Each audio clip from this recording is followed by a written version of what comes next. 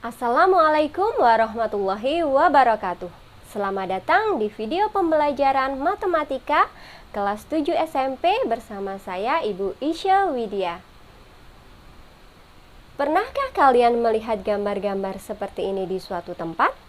Mungkin di kelas, di perpustakaan, ataupun di buku. Tahukah kalian gambar apa ini? Kira-kira bagaimana ya cara membuat gambar tersebut? Tentu tidak sembarangan. Nah, untuk itu kita belajar dulu ilmunya, yaitu tentang statistika. Statistika adalah ilmu yang mempelajari tentang cara mengumpulkan, menyusun, menyajikan, menganalisis, menafsirkan data, serta menarik kesimpulan dari data tersebut. Dalam mempelajari statistika, kalian pasti akan sering menemukan kata-kata data. Apa sih data itu? Data adalah informasi atau keterangan yang diperoleh dari suatu pengamatan. Nah, di dalam data itu ada yang disebut dengan datum.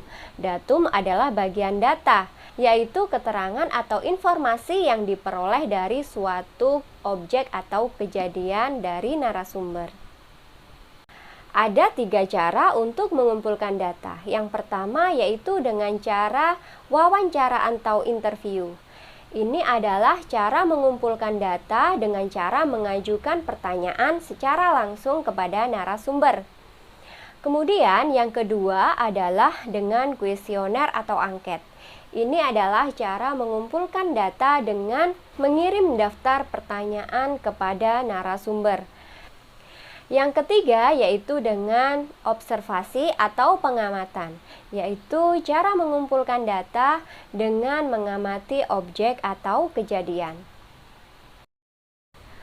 Berdasarkan cara memperolehnya, data dibagi menjadi 2, yaitu data primer dan data sekunder. Data primer adalah data yang diperoleh secara langsung dari narasumber.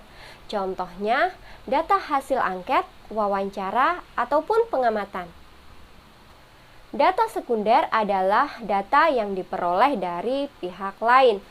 Contoh, data banyaknya siswa SMP negeri di Kabupaten Tabalong bisa diperoleh melalui Dinas Pendidikan Kabupaten Tabalong. Nah, sekarang coba jelaskan untuk mengetahui data transportasi yang dipakai oleh siswa ke sekolah. Jenis data apa yang tepat untuk memperoleh data tersebut? Ya, betul. Cara memperolehnya adalah dengan data primer dan untuk mengumpulkannya dengan menggunakan angket.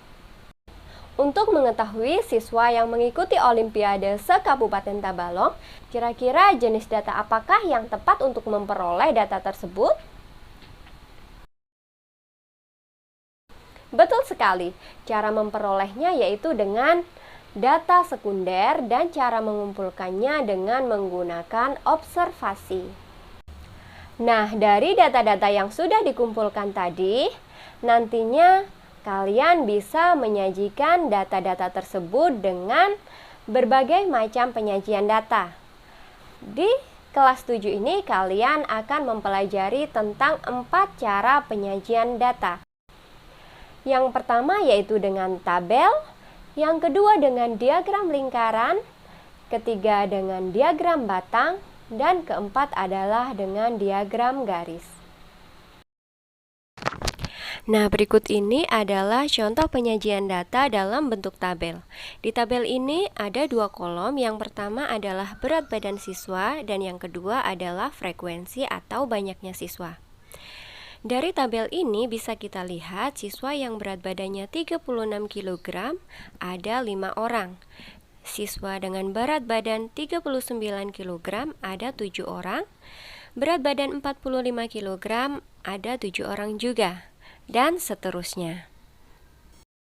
Nah, berikutnya adalah contoh diagram garis.